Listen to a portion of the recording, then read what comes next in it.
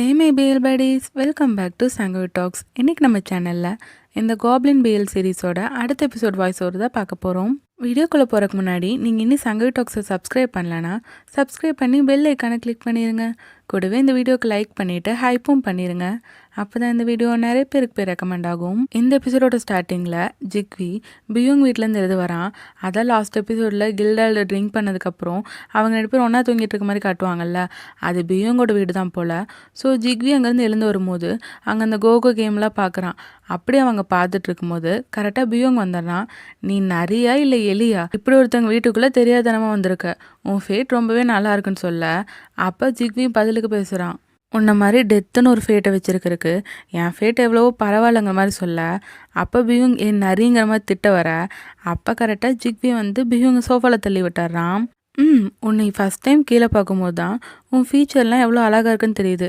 எப்பயும் உன்னை மேலேயே பார்த்து எனக்கு தெரியாமையே போச்சு.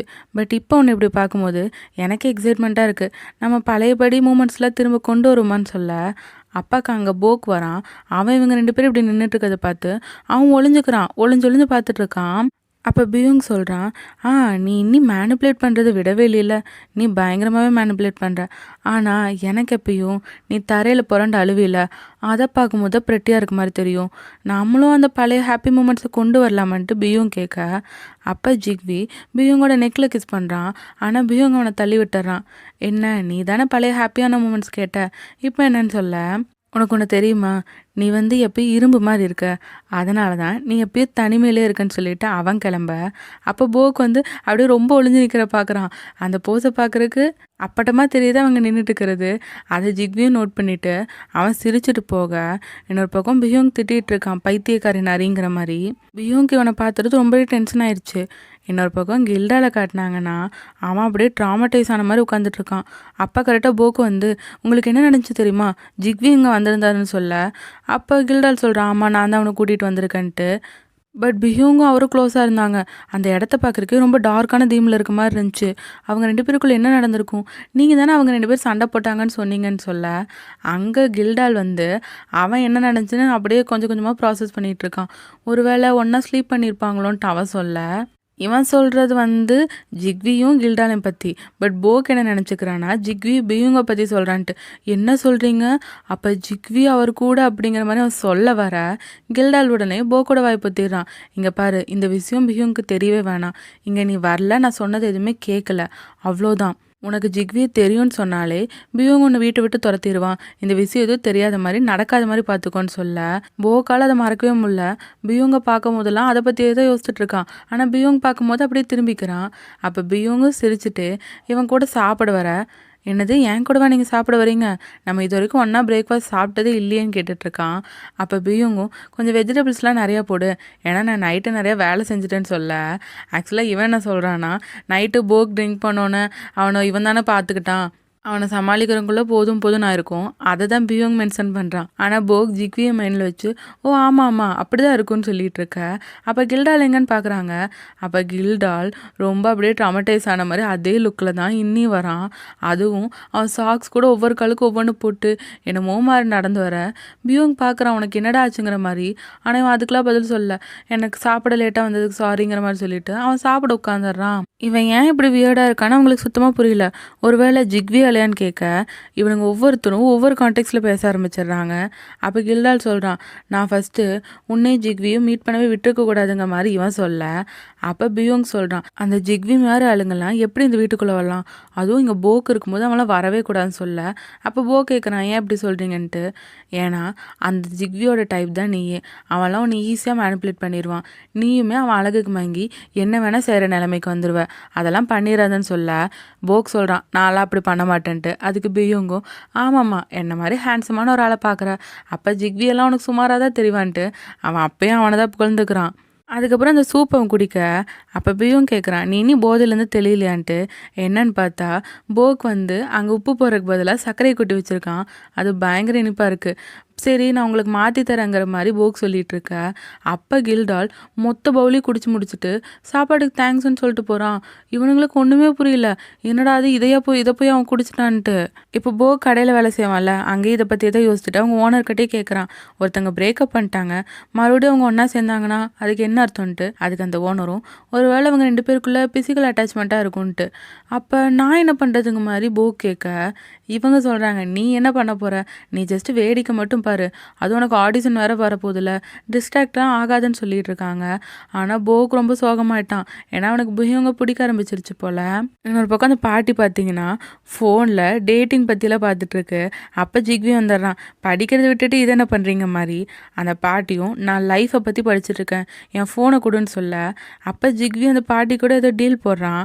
அடுத்த சீனில் பார்த்தீங்கன்னா அந்த பாட்டி பார்த்துட்டு இருந்த அதே வீடியோவை கில்டால் பார்த்துட்ருக்கான். அதுலேயே அந்த டேட்டிங் பற்றியில் தானே சொல்லிகிட்டு இருக்காங்க.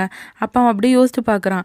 ஆக்சுவலாக நேற்று நைட்டு இவன் லைட்டாக முழிச்சு பார்த்துருக்கான், ஜிக்வி மேலே தான் படுத்துட்ருக்கான்னு இவனுக்கு தெரிஞ்சிருக்கு. ஆனால் ஜிக்வி லைட்டாக அசையவும் அவனுக்கு தெரியக்கூடாதுன்னு மறுபடியும் படுக்கிற மாதிரியே ஆக்ட் பண்ணிட்டான். ஸோ அதெல்லாம் இப்போ அவன் நினச்சி பார்த்துட்ருக்க. அந்த வீடியோவில் வருது, நீங்கள் ரொம்ப க்ளோஸ் ஆனதுக்கப்புறம் எந்த ரெஸ்பான்சிபிலிட்டிஸும் எடுத்துக்காமல் அவங்கள ஏமாற்றக்கூடாது, அது ரொம்ப தப்புன்னு சொல்ல, அப்போ கில்டால் அப்படியே பொங்கி எழுறான். இல்லை நான் ஏமாற்ற மாட்டேன், எல்லா ரெஸ்பான்சிபிலிட்டிஸும் நான் எடுத்துப்பேங்கிறான். அதுக்கப்புறமே ஜிக்விக்கு அத்தனை கால் பண்ணுறான். ஜிக்வி ஃபஸ்ட்டு கவனிக்கல, அதுக்கப்புறம் இவ்வளோ மிஸ்டு கால் பார்த்ததுக்கப்புறமும் அவன் சரி இருக்கட்டும் போது விட்டுட்டான். ஆனால் கில்டால் அவனுக்கு டெலிஃபோன்லேயே கால் பண்ணிடுறான். நான் தான் கில்டால் பேசுகிறேன்னு சொல்ல, சரி எது கூப்பிட்டேங்கிற மாதிரி தான் இவன் கேட்குறான்.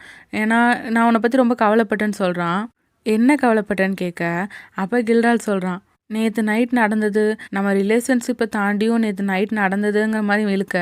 அப்போ ஜிக்வி சொல்கிறான், என்ன ரிலேஷன்ஷிப், நம்ம 2 பேருக்குள்ளே என்ன ரிலேஷன்ஷிப்னு கேட்க, கில்டால் எந்த பதிலுமே சொல்ல. அது என்னன்னு யோசிச்சுட்டு அப்புறம் நீ எனக்கு கால் பண்ணுன்னு சொல்லி அவன் ஃபோனை கட் பண்ணிடுறான். ஆனால் கில்டாலா அப்படியே உம்முன்னு நின்றுட்டுருக்க, பயங்கரமாக இடி இடிக்குது.